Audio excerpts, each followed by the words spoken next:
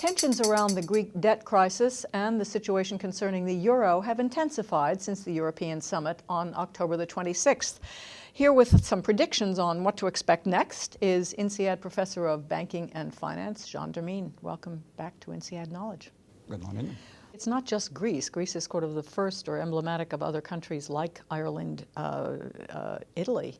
For me, the emphasis of Greece is completely overemphasized. If you look at total Greek government debt, it is about 440 billion euros. This is only 3 or 4% of total Eurozone government debt. So it is extremely small. Greece can default tomorrow. Most of the banks even have capital to take the loss. So for me, the big problem is Italy. The public debt of Italy is about 20% of European debt. And therefore, the fact that interest rates are not going down on Italian debt, it's now close to 6%. It is 4% higher than interest rate on German debt. This is what is creating the big problem. Now, one of the things that happened after the bailout was announced was that the Greek Prime Minister, George Papandreou, announced a referendum. Does this mean that Greece is basically going to vote on whether or not to keep the euro or stay in the Eurozone? So first, the question of the referendum, it is not yet clear. Is the referendum about the October 26 plan? Is the referendum about staying in the euro? Is the referendum about going out of the European Union? So everything is possible, and as of today, we do not know. What would be a problem if the bailout plan is delayed for another 2 or 3 months? Of course, this is creating a lot of uncertainty. That's very bad for financial markets, very bad for investment. And of course, that would contribute to create a recession in the world. But if Greece were allowed to fail, would that be the end of the world as we know it? If only Greece default, in my opinion, is not at all a problem. The problem is what would be the spillover on other countries, such as Italy or eventually Spain. And of course, that would be a much bigger problem. I think something went wrong with the construction of the euro. That when the Maastricht Treaty was put into place, it was quite clear that each country has to stand on its own feet, and therefore each country to be very careful with its own debt, because on paper, countries would have been allowed to default. The problem is that, I guess, the threat was never taken seriously by the banking community. So we end up seeing banks that have very large exposure to individual countries. The threat was clearly not taken seriously by banking supervisors. And therefore, we end up in a situation when some banks have a very large exposure to their debt. I mean, let me take an example, is the case of the Greek banks. Greek banks have extremely large exposure to Greek debt.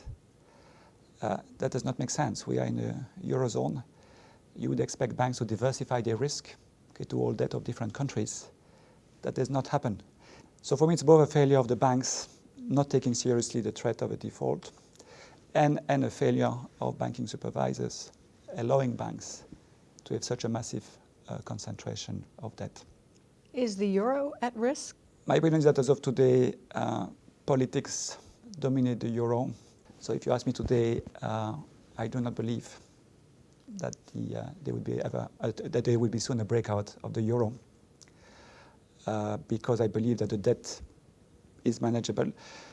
Today, if you look at Eurozone debt in total, the Eurozone debt is about 80% of Eurozone GDP. This is completely manageable. Now, I know it is, of course, very big in some countries. It is smaller in other countries. But I repeat, it is manageable at the Eurozone level.